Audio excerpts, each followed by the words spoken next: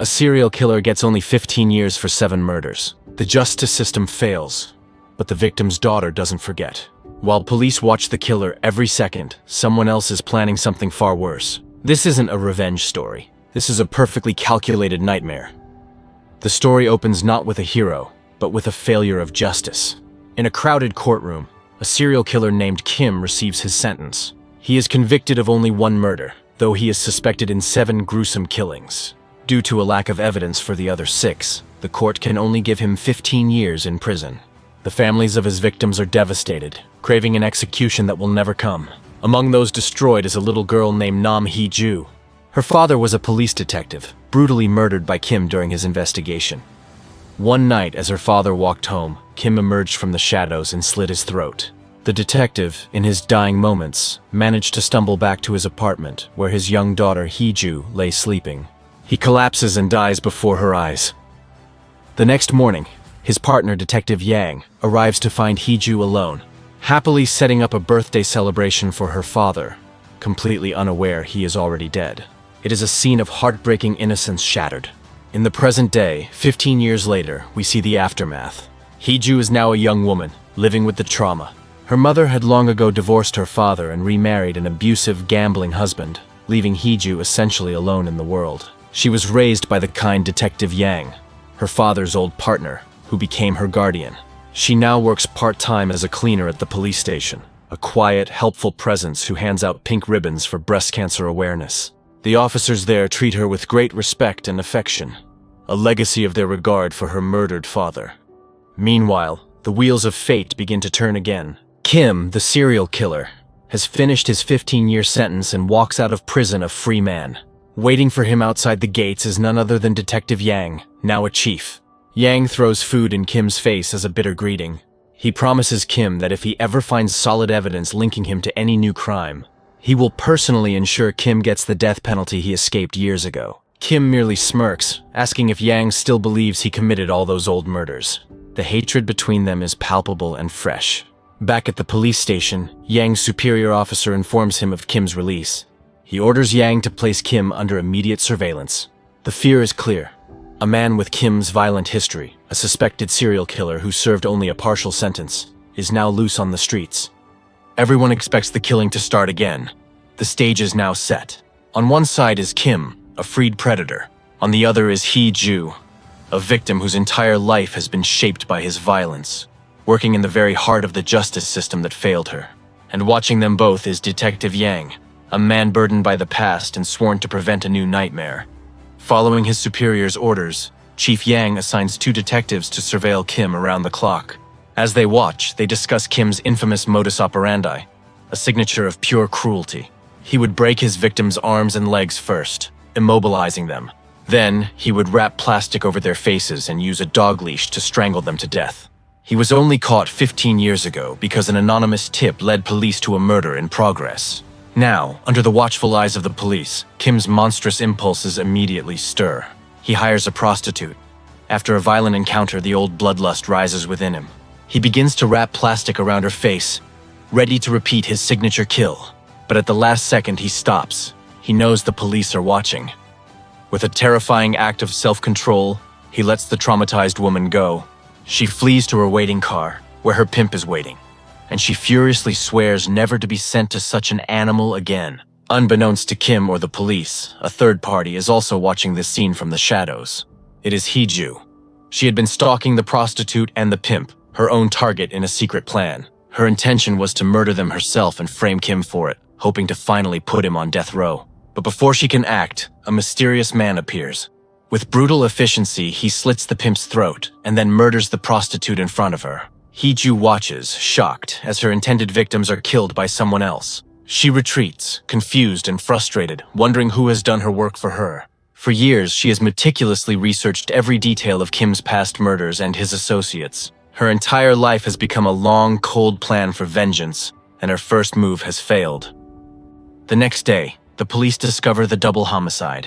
Chief Yang is immediately convinced Kim is responsible, despite his officer's surveillance. He confronts his 2 detectives, who insist Kim never left his hotel that night. Still, Yang brings Kim in for questioning.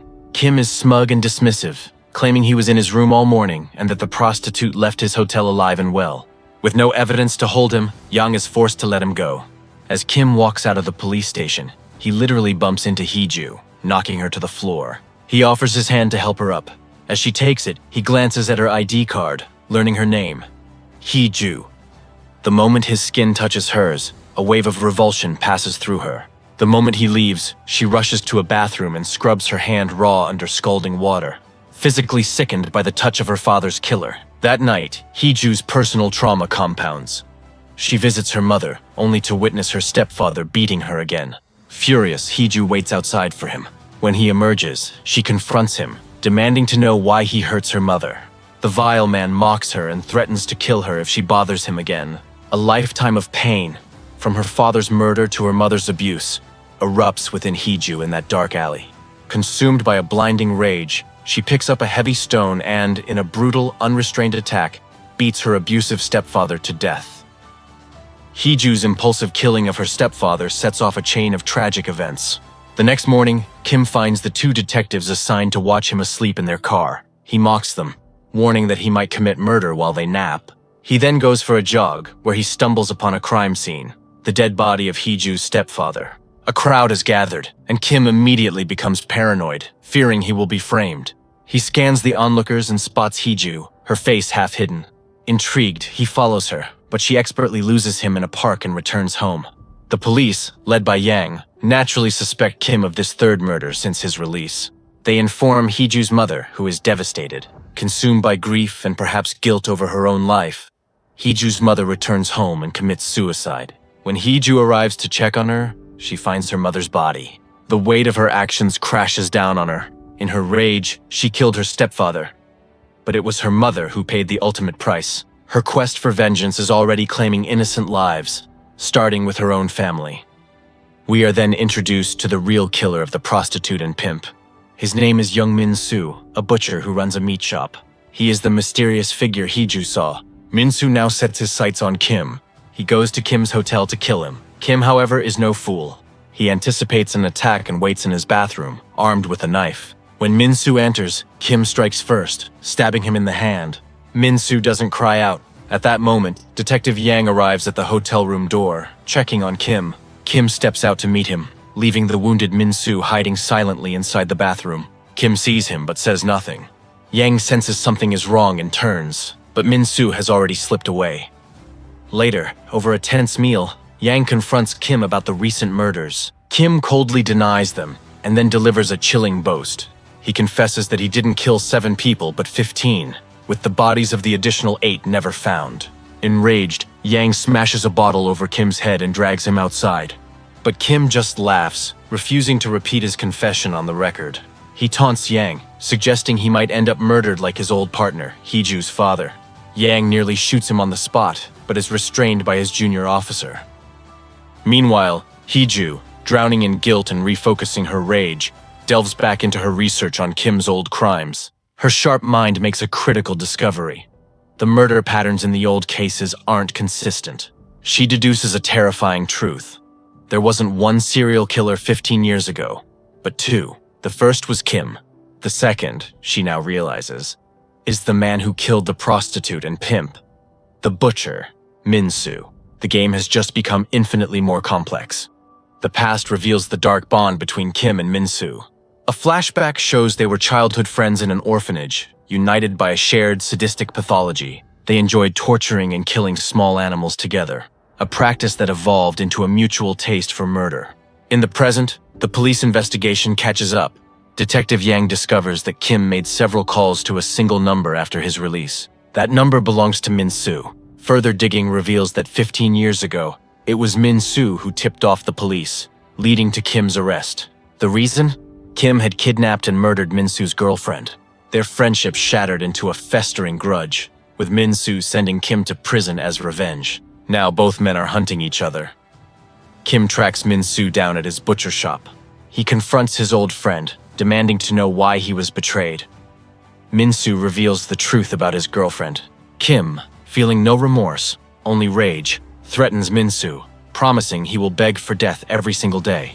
He then leaves, a walking promise of future violence. Unbeknownst to both men, A third, more calculating predator is already moving.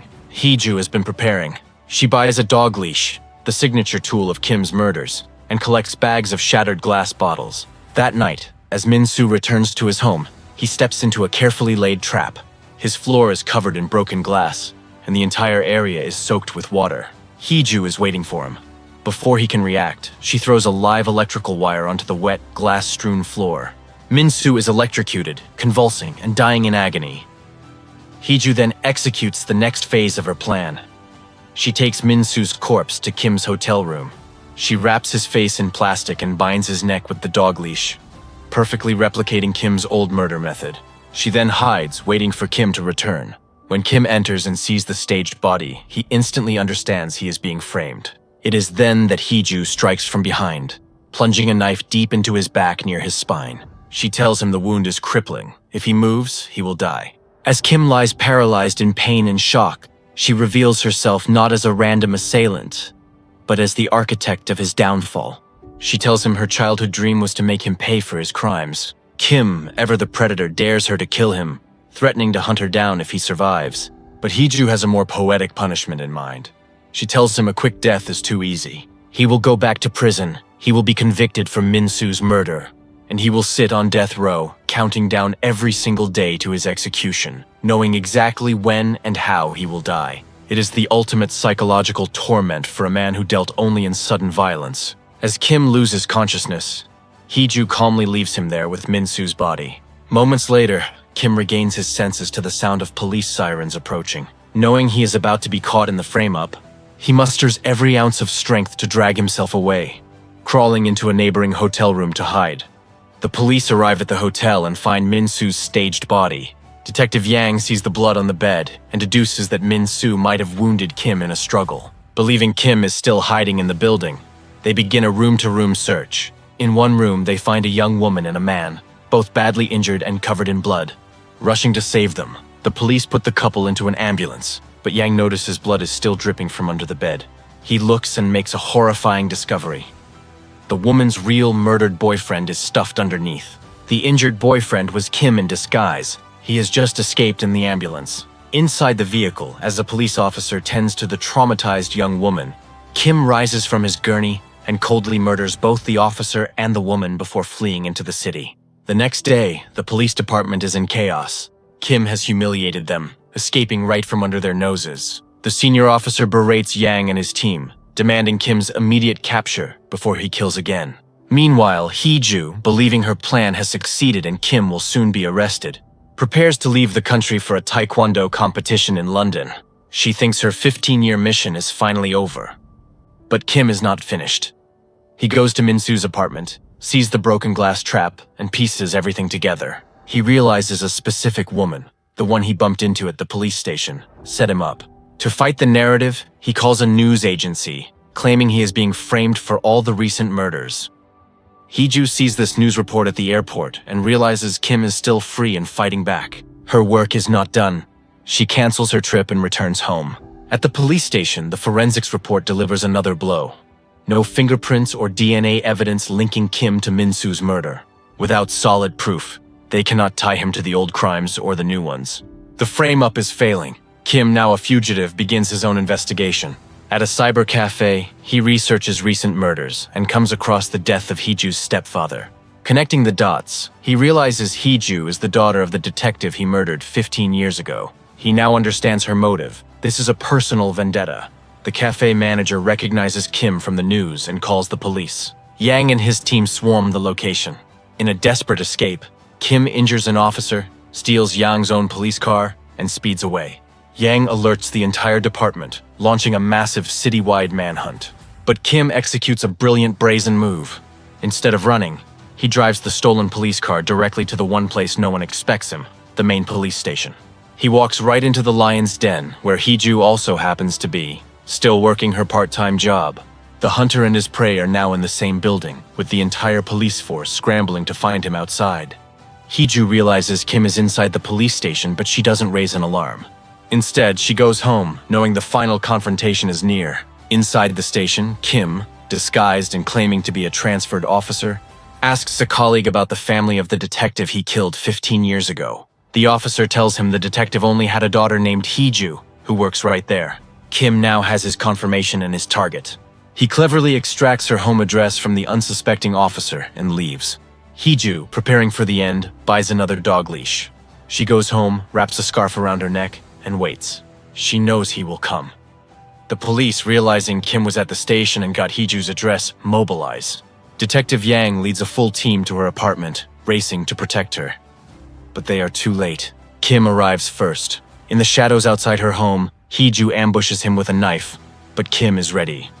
In a brutal exchange, they stab each other. Kim tells her she should have killed him when she had the chance at the hotel. Hee-ju retorts that he killed her father and will pay for it.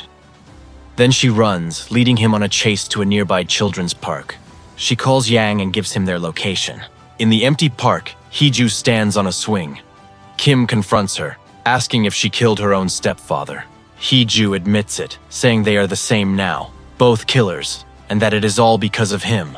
She says the time for both of them to be punished has come. Confused, Kim orders her down. Instead, Hee-ju throws her scarf at him and tells him to give it to Uncle Yang. Then she reveals her final devastating act.